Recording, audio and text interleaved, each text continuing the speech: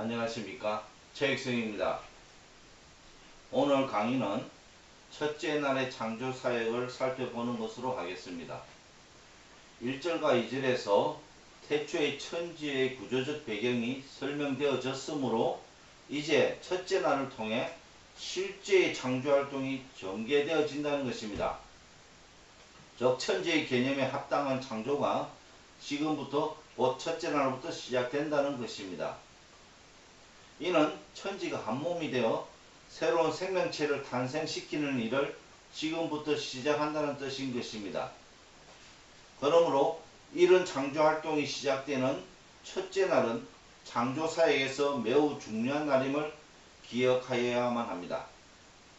우리가 살펴볼 본문의 내용은 하나님이 가라사대 빛이 있으라 하시매 빛이 있었고 그 빛이 하나님이 보시기에 좋았더라. 하나님이 빛과 어둠을 나누사 빛을 낮이라 칭하시고 어둠을 밤이라 칭하시니라. 저녁이 되며 아침이 되니 이는 첫째 날이라 입니다.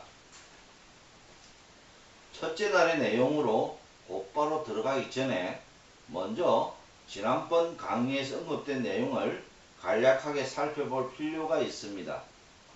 왜냐하면 창조의 원리가 모두 다 연결되어져 있기에 앞의 상황을 모르면 첫째 날의 창조 사역에 대해 이해할 수가 없기 때문입니다. 지난 강의에서 즉 1절에서 천지의 구조가 영적 세계인 하늘에 의해 미완성인 땅이 감싸진 채로 창조되어졌다고 했습니다. 또한 천지의 용어에 의해 하늘과 땅이 한 몸을 이루는 창조를 하나님이 계획하셨음을 알 수 있었습니다. 그런데 2절에서 태초에 형성된 땅의 상황이 언급되어졌을 뿐만 아니라 또한 허감과 하나님의 신도 본문에 언급되어졌다는 것입니다.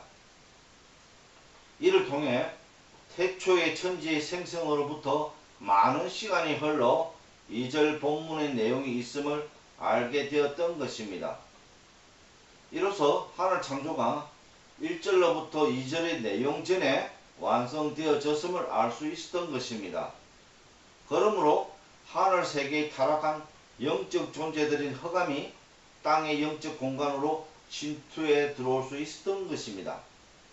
그런데 흑암이 단지 공간에만 머물지 아니하고 땅의 수면과 접촉을 하려고 시도하였다는 것입니다.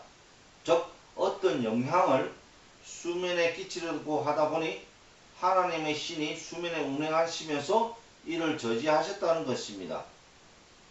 이유는 태초에 만들어진 땅의 순수한 본질을 지키기 위함이었기 때문입니다. 그러나 이를 위해 하나님의 신이 수면에만 운행하셨지 영적 공간에 머무는 흑암을 내쫓거나 없애지는 아니하셨다는 것입니다. 이런 상황 속에서도 물질이 물과 지구 본체는 서로의 역학적 상호작용에 의해서 쉼없는 활동을 태초로부터 2절 본문까지 행하고 있었다는 것입니다. 이것이 지난 강의의 주된 내용이었던 것입니다. 본인이 지난번 강의의 핵심 내용을 다시 끄집어낸 것은 2절 본문의 상황이 몇 가지의 의문점들을 유발시켰기 때문입니다. 첫째는 하나님의 신이 일개 피조물인 타락한 영적 존재인 흑암을 땅에서 쫓아내지 않고 단지 대치만 하였다는 사건이 잘 이해가 안 된다는 것입니다. 둘째는 흑암이 어떻게 땅의 영적 공간에 머물 수가 있는지도 의문인 것입니다. 왜냐하면 흑암은 하늘 세계의 영적 피조물이기 때문입니다. 즉 흑암이 하늘에 머물지 못하는 이유가 무엇인지 궁금하다는 것입니다. 마지막으로 하나님이 천지를 창조하시면서 땅을 미완성인 채로 남겨두고 그 위에 영적 세계인 하늘을 완전히 창조하신 일이 의문인 것입니다. 왜냐하면 먼저 땅을 완전히 창조하시고 그 다음에 하늘의 창조를 완성하시는 것이 올바른 순서인 것으로 여겨지기 때문입니다. 이러한 의문점들이 1절과 2절을 통해 드러났다는 것입니다. 그렇다면 이런 의문점에 대한 답이 분명히 성경에는 서술되어 있어야만 할 것입니다. 만약 그렇지 않다면 성경에 기록된 땅의 창조의 역사는 하나님의 일방적인 창조사역이 될 터이니 우리가 이에 대해 전혀 깨우칠 수가 없을 것입니다. 그러면 땅의 창조도 하늘 창조처럼 밝히지 말아야만 할 것입니다. 그런데도 땅의 창조의 역사를 보여주시는 것은 우리가 갖고 있는 이런 의문점들이 분명히 땅의 창조 역사를 통해 해소될 것이란 반증인 것입니다. 그렇지 않으면 하나님의 창조의 정당성, 곧 의로움이 사라지게 될 것입니다.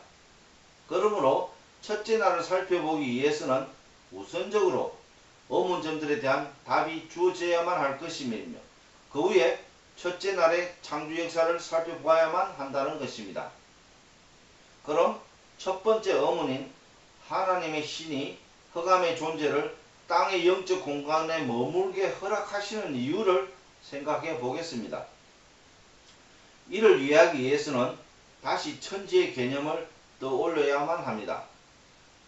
이 개념에 의하면 천지는 단순히 각각의 존재들의 결합이 아니라고 했음을 기억해야만 합니다. 즉 본질이 다른 두 존재가 한 몸 안에서 한 형상을 갖게끔 창조되어지는 존재였다는 것입니다. 그러므로 두 본질이 자신의 영역만을 지키고 있다는 것은 단지 결합만 하고 있다는 뜻이기에 한 형상을 갖기 위해서는 어떤 상태로의 전환이 필요하다는 것입니다. 즉 기존의 영역이 무너지고 새로운 형태의 영역이 만들어져야만 한다는 것입니다. 이 말은 영적 세계 안에 육적 생명이 있어야만 하고 또한 육적 세계 안에 영적 생명이 있어야만 두 본질이 하나의 형상을 가진 존재가 될 수가 있다는 것입니다. 이렇게 됨으로써 두 본질 간의 이질감이 일정 부분 해소되어 새로운 형상을 가진 창조물이 될 수가 있다는 것입니다. 이것이 천지가 주는 개념이었던 것입니다. 이를 통해 생각해보면 만약 두 존재, 하늘과 땅이 각각 완전히 창조되어진다면 두 존재끼리 교류는 불가능할 것으로 보입니다. 왜냐하면 온전한 본질의 소유로 말미암아 형성된 자신만의 형상을 이미 갖추었으므로 타 존재의 형상을 받아들일 수가 없을 것이기 때문입니다. 그러므로 천지의 개념에 부합하기 위해서는 하늘과 땅 중에서 하나는 미완성인 채로 남아있어야만 서로 교류를 할 수 있을 것 같습니다. 그렇다고 둘 다 미완성인 채로 남을 수가 없는 이유가 즉 각각의 본질이 서로 온전히 완성되어지지 않았다는 사실이 말해주는 것은 각자의 본질이 당연히 가져야만 하는 형상도 온전히 완성된 것이 아니라는 이야기가 되므로 이런 상태에서는 상호한 어떠한 교류도 일어날 수가 없다는 것입니다. 그러므로 둘 중에 하나는 완성이 되어야만 그 형상을 통해 다른 본질과 교류할 여건을 마련할 수가 있다는 것입니다. 즉 영적 교류에 합당한 방법에 의해 미완성인 땅을 천지의 개념에 부합하는 창조물로 만드실 수가 있으시다는 것입니다. 이것이 태초의 땅이 미완성인 채로 남아있었던 이유인 것입니다. 그런데 이미 하늘 세계가 완성되었으므로 이제는 땅의 창조를 완성시켜야만 하는 것입니다. 땅의 창조에서 제일 중요한 일은 하늘 세계의 영적 생명체가 이 땅 안으로 들어와야만 한다는 사실입니다. 만약 영적 존재가 이 땅에 들어와서 함께하지 않으면 땅의 창조는 시작도 할 수가 없으므로 하나님의 천지 창조의 계획은 물거품이 될 수밖에 없다는 것입니다. 그러므로 흑암이 땅의 영적 공간에 들어와 머물고 있다는 것은 하나님의 입장에서 보면 기뻐하실 일이었던 것입니다. 이것이 하나님의 신이 흑암을 땅의 영적 공간에서 내쫓지 않았던 이유였던 것입니다. 이제 두 번째 의문인 흑암이 영적 존재인데도 불구하고 땅의 영적 공간에 어떻게 머물 수가 있는지 한번 생각해 보기로 하겠습니다. 일단 천지의 창조적 배경에서 생각하면 하늘 세계는 빛의 세계임을 알아야만 합니다. 왜냐하면 하나님이 거하시는 곳이기에 오직 빛만이 있을 것이기 때문입니다. 그렇다면 여기에 살기에 적합한 생명체는 분명 빛과 어울릴 수 있는 존재일 수밖에 없을 것입니다. 즉 빛의 속성으로만 형성된 영적 존재라는 것입니다. 그러나 땅은 하늘 세계 안에 감사진 채로 창조되어졌으므로 어두움의 세계인 것으로 여겨집니다. 즉 땅의 속성은 어두움의 기초를 두고 있다는 것입니다. 여기서 잠시 두 속성을 비교 검토하면 빛은 밖으로 자신이 소유한 빛을 발산한다는 것입니다. 그러나 어두움은 안으로 어둠을 끌어당긴다는 것입니다. 이는 빛의 속성은 능동성에 기인하고 있다는 것이며 반대로 어두움의 속성은 수동성에 기인한다는 뜻인 것입니다. 이제 흑암의 존재에 대해 생각해보면 흑암의 본체는 예전에는 분명히 빛의 속성으로만 충만한 존재로 창조되어졌을 것입니다. 왜냐하면 하늘세계의 피조물이었기 때문입니다. 그런데 이 존재가 현재는 흑암이라는 존재로 바뀌어졌다는 것입니다. 즉 자신이 갖고 있는 속성이 타 속성으로 전환되어졌다는 것입니다. 그렇다고 완전히 다른 존재로 재창조된 피조물이라는 뜻은 아닌 것입니다. 이를 통해 생각해보면 자신이 소유한 빛의 속성이 완전히 고갈되면 자신의 내부에는 빛이라고는 하나도 없게 되어 빛이 있어야만 할 곳에 빛의 부재로 말미암아 흑암만이 존재할 수밖에 없다는 것입니다. 즉 자신의 내부가 공허한 상태가 되었다는 것입니다. 그렇다고 소진한 빛을 다시 받아 채울 수는 없다는 것입니다. 왜냐하면 하나님이 창조하실 때 주신 빛은 영원한 빛, 곧 스스로 창조하시는 빛이 아니었기 때문입니다. 이는 하나님에게만 가능한 일이었지 일개 피조된 존재가 소멸시킨 빛을 다시 재생시킨다는 것은 불가능한 일이었던 것입니다.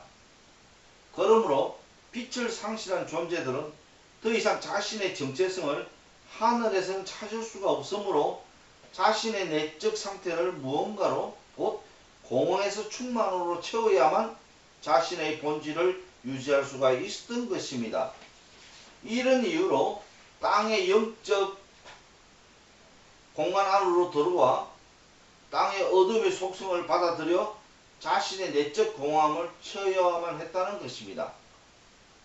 이러므로 흑암은 어찌하든지 간에 땅의 영적 공간에 자리를 잡고 있어야만 자신의 생명을 보존시킬 수가 있었던 것입니다. 실상 자신의 본질이 흑암, 곧 공허의 상태에 있었으므로 땅의 영적 어두움을 빨아들이는 데는 하등의 문제가 없었던 것입니다. 이제 마지막으로 왜 하나님이 땅을 완성하지 않은 채 하늘 창조를 먼저 완성하셨는지에 대한 의문은 앞의 논리에서 대충 밝혀졌기 때문에 특별히 더 이상 살펴볼 내용은 없습니다.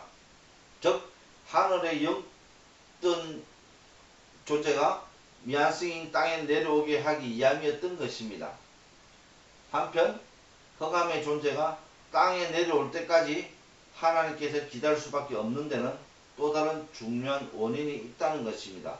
즉 땅의 창조에 있어서는 빛의 존재가 공간의 흑암보다 먼저 있어서는 안 된다는 것입니다. 이 이유에 대해서는 지금 설명하기가 어려우므로 본 강의 곧 6째 날의 강의 말비에 언급하는 것이 좋겠습니다. 이제부터는 첫째 날의 본문을 고찰하도록 하겠습니다.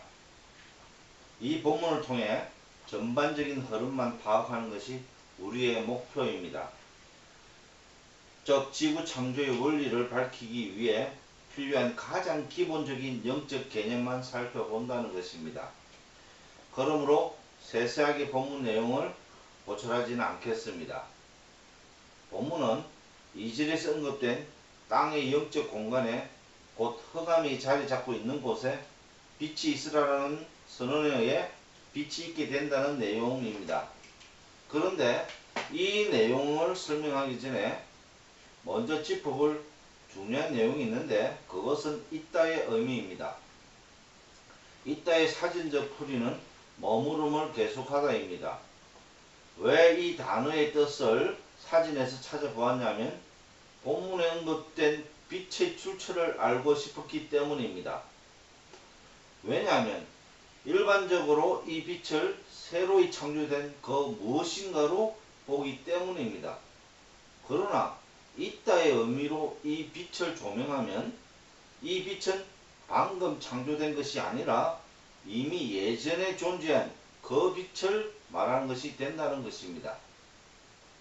즉 예전에 창조된 그 빛이 땅의 영적 공간에 머무름을 계속하라는 내용이 된다는 것입니다.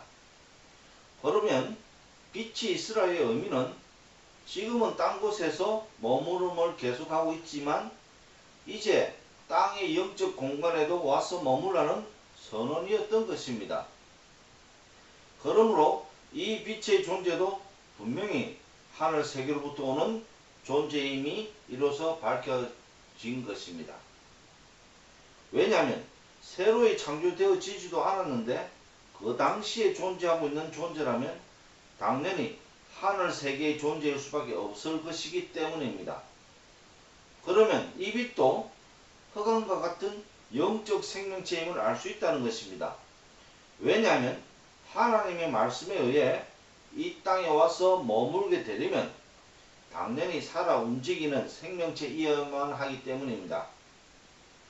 여기서 한번 생각해보면 첫째 날에 언급된 빛이 하늘의 영적 생명체라면 하늘로부터 내려온 흑암 역시 영적 생명체일 수밖에 없다는 것입니다. 그렇다면 하늘로부터 온 두 존재, 곧 빛과 흑암은 같은 영적 생명체이기 때문에 서로 간에 어떤 관계를 맺을 수밖에 없을 것입니다. 그런데 하늘세계는 빛의 속성이기 때문에 이 빛은 하늘을 대표하는 존재임을 암시한다고 볼 수 있다는 것입니다. 그렇지만 흑암은 하늘로부터 내려온 즉 추방된 존재이기에 하늘 곧 빛과는 적대적인 관계를 맺고 있다고 여겨야만 한다는 것입니다. 여하튼 땅의 영적 공간 안에 흑암과 빛 두 영적 존재들을 머물게 하시려는 것이 첫째 날에 하나님의 창조 계획이셨음을 이로써 알 수 있었던 것입니다. 그러면 이때까지 영적 공간에서 흑암과 대치해 온 하나님 신은 어떻게 되는지 궁금합니다. 실상 첫째 날로부터 여섯째 날까지의 하나님의 창조 사역에서 더 이상 하나님의 신에 대한 언급이 없는 것으로 보아서는 빛이 이스라엘에 의해 하나님의 신의 역할이 끝난 것으로 보입니다. 그렇지 않으면 계속 수면 위에 머물고 계셔야 하지만 땅의 영적 공간에 빛이 머물게 됨으로 말미암아 하나님의 신이 땅에서 사라진 것으로 보입니다. 이로써 하나님의 신의 역할을 이제는 빛이 행함을 알 수 있게 된 것입니다. 이는 흑암을 견제하는 데 빛이 사용되어진다는 뜻인 것입니다. 그러므로 현재 땅의 공간에는 흑암과 빛만이 머물게 되었던 것입니다. 이는 땅의 공간에 현재 하늘 세계를 대표하는 두 존재인 빛과 흑암이 머물게 되었다는 것입니다. 이를 달리 표현하면 땅의 영역 안에 하늘의 두 생명체가 거주하기에 들어왔다는 것입니다. 아직 땅은 어떤 창조적 형태도 갖지 못한 채 혼돈한 상태에 있었는데도 말입니다. 결국 땅의 영적 공간이 현재 하늘로부터 침략을 당했다는 것입니다. 그러면 이 모든 상황을 종합해보면 하늘 세계의 일부 세력인 흑암이 자발적으로 살기 위해 이 땅에 내려왔고 이제는 하나님에 의해 빛의 세력의 일부가 이 땅에 내려오게 되었다는 것입니다. 왜 일부 세력이라고 하였냐면 어찌되었든지 하늘 세계도 존재론적 차원에서 존재하여야만 천지의 개념에 합당하기 때문입니다. 이 말은 하늘과 땅이 한 몸 안에서 한 형상을 갖는다는 것이 자신의 존재의 참여를 요구하는 것이 아니라 자신의 본질은 굳건히 지키면서 타 존재와의 융합에 의해 새로운 형상을 갖는다는 뜻인 것입니다. 그러므로 큰 틀 안에서 하늘과 땅은 각각 존재하면서 한 몸을 잇고 있다는 것입니다. 이제 공간에서 흑암과 빛이 어떤 상태로 대치하고 있는지에 대하여 알아보면 빛과 흑암이 서로 균등하게 섞여 있었던 것 같습니다. 이를 어떻게 아느냐면 본문 4절과 5절에서 그 빛이 하나님의 보시기에 좋았더라. 하나님이 빛과 어둠을 나누사 빛을 낮이라 칭하시고 어둠을 밤이라 칭하시니라를 참조하였기 때문입니다. 즉 이 내용에서 빛이 흑암 안에 섞여 있기에 빛은 빛대로 모으고 흑암은 흑암대로 모이게 한 것임을 알 수가 있었다는 것입니다. 한편 본문에서 흑암이 어두움으로 표현된 이유는 흑암이 빛과 어울려 있는 관계로 빛의 영향을 받아 흑암이 어두움으로 보이게 되었기 때문입니다. 이로써 하나님께서 빛과 어두움으로 나누신 상황을 알 수가 있는데 그것은 공간이 전적으로 하나는 흑암이며 또 나머지는 빛으로 나눠진 것이 아니었다는 것입니다. 그림을 보면 알 수 있듯이 부분적으로 뭉친 무리를 빛과 어두움이라고 하셨다는 것입니다. 만일 그렇지 않다면 흑암이라고 표현해야만 했을 것입니다.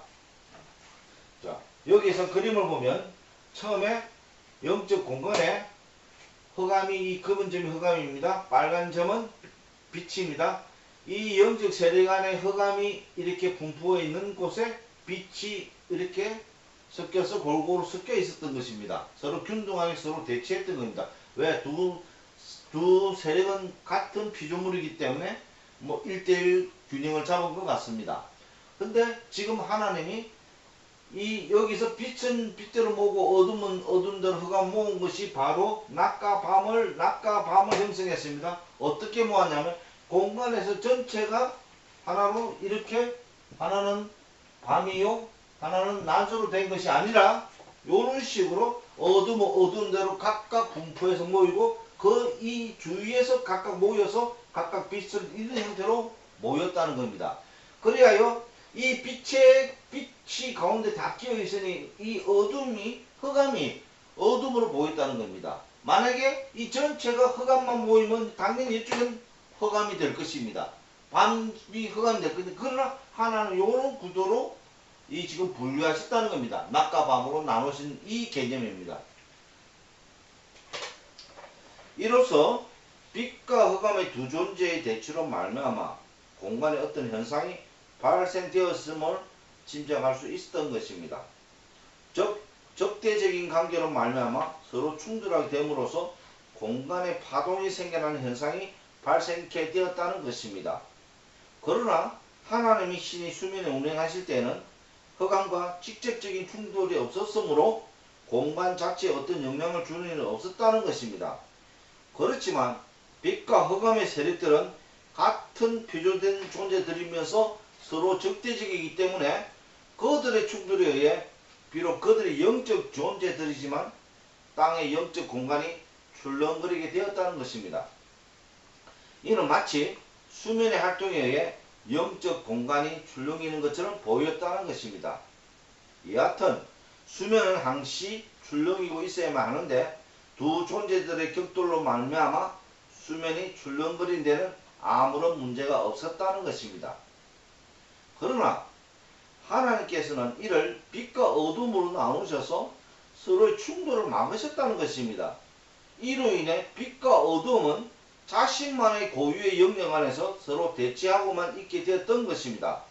마치 2절에서 하나님 신에 의해 발생된 상황처럼 말입니다. 그러나 지금은 2절의 상황과 다르다는 것입니다. 왜냐하면 하나님의 신은 피조된 영적 존재와는 애시당초 차원이 다른 존재이기 때문입니다. 즉 흑암이 하나님의 신의 권위에 의해 물러났다고 빛의 존재들에게도 그렇게 하지는 않는다는 것입니다. 왜냐하면 같이 피조된 존재였기에 저들을 두려워할 이유가 없다는 것입니다. 물론 하늘 세계에서는 저희를 대적할 수가 없었지만 땅에서는 저들을 대적할 수가 있었다는 것입니다. 그 이유는 하늘에서는 빛의 속성의 부재로 말미암아 빛의 속성에 의해 물러나야만 했지만 땅은 어두움의 속성이므로 이 속성으로 이미 자신의 공허함을 채운 흑암으로서는 빛의 존재가 땅에서 빛으로 나와도 일방적으로 밀리는 상황에 처해지지는 않는다는 것입니다. 왜냐하면 여기는 땅의 영역이므로 빛의 존재가 하늘에서처럼 온전한 빛의 세계로 나올 수가 없었기 때문입니다. 즉 일정 부분 빛의 세계가 감소가 있었던 것입니다. 이로 인해 땅의 영적 공간에서 빛과 어둠의 두 세력이 서로 균등하게 대치할 수가 있었던 것입니다. 그런데 두 세력이 서로 대치만 하다 보니 문제가 발생하게 되었다는 것입니다. 어떤 문제이냐면 물질, 곧 수면의 활동이 지장을 받게 되었다는 것입니다. 예전에는 하나님의 신에 의해 공간이 형성되었기에 수면의 활동이 제약을 받지 않았지만 이제는 영적 두 존재로 말미암아 수면의 영향을 받게 되었다는 것입니다. 비록 이 두 존재가 하늘 세계의 영적 존재이지만 땅의 영적 공간에 와서 거주하게 됨으로써 땅의 물질과 함께하는 영적 존재에게 어떤 영향을 끼치게 되므로 수면의 활동이 죽게 될 수가 있었다는 것입니다. 왜냐하면 땅의 영적 공간이 두 존재로 말미암아 고요한 상태로 대치만 하다 보니 아무런 움직임이 없게 되어 이로 인해 물질의 파동이 제약을 받게 되어 점점 파동이 약해져서 종국에는 아무런 활동을 할 수 없게 되어 그대로 땅이 굳어져 더 이상의 창조활동을 받아들일 수가 없기 때문입니다. 그러므로 물질의 활동을 보호하기 위해서는 영적 공간의 두 존재들이 그냥 그대로 있어서는 안 되기 때문에 어떤 흐름을 유도하여야만 했다는 것입니다. 이것이 본문에 나오는 저녁이 되면 아침이 되니 이는 첫째 날이라는 말씀이 있게 된 원인이었던 것입니다. 이는 빛의 능동성에 의해 빛이 현재의 영역을 떠나 타 지역으로 움직여 나아간다는 뜻인 것입니다. 이때 어두움의 속성은 수동적이기 때문에 빛이 몰려오니 빛에 대항하여 자신의 영역을 지키는 것이 아니라 오히려 다른 지역으로 물러난다는 것입니다. 이렇게 빛과 어둠이 서로 자리를 바꾸게 됨으로써 수면의 활동이 지속적으로 이루어질 수가 있었다는 것입니다. 여기서 빛과 어두움이 자리를 바꾼다는 의미는 공간은 한정되어 있기 때문에 서로 영역을 옮기게 되면 크게 보면 수면에 위치한 자리만 바꾸게 될 수밖에 없다는 것입니다. 이를 그림으로 설명하면 다음과 같습니다. 자, 앞에서 빛과 어둠을 모이고 구분시키는 나누시고 보니까 이 둘이 옛날처럼 서로 충돌하지 않고 서로 자기 영역만 지키고 대치만 하고 있었다는 것입니다. 그러다 보니까 이 물질 안에 있는 수면이 이 안에 있는 물의 활동이 수면의 물질의 활동이 제약을 받게 되었다는 것입니다. 그래야 하나님께서 지금 나를 이루시기 위해서 첫째 날은 어떤 시기다? 여러분 지금 우리가 있는 존재 여기 한 수면을 그 지구를 생각하면 대한민국을 생각해 봅시다. 대한민국 위에 지금 낮이 있고 좀 있으면 어둠이. 대한민국은 그대로 있습니다. 해의 영향을 따라서 낮과 밤이 바뀌듯이 똑같이 한 수면에 여기 한 수면에 이 어둠이 능동적으로 이쪽으로 빛이 나아가면 이 빛에서 어둠이 물러갈 겁니다. 물러간 대신 이 공간, 이 빈 곳으로 어둠이 들어온다는 겁니다. 그래서 항상 자리를 돌아봤자 위치만 바뀌었지만 이 공간의 빛과 어둠으로 충만하게 차 있는 상태인 겁니다. 그리하여 즉 한 표면이 받는 것은 낮과 밤을 동시에 맞게 된 것이 날의 개념이라는 것입니다. 뭐 여기에서 어떤 존재가 사라졌다가 뭐 나타나고 그런 건 아닙니다. 자리만 바꿔서 활동한다는 겁니다. 빛이 나가니까 어둠이 물러갔지만 빛이 나간 자리에 분명히 또 공허함이 생기니 다른 물질이 빛듯 흑암이 그 자리를 메꾼다는 뜻인 것입니다. 그것이 저녁이 되고 아침이 되니 첫째 날이다. 이런 일이 처음 일어났다고 첫째 날이라는 것입니다.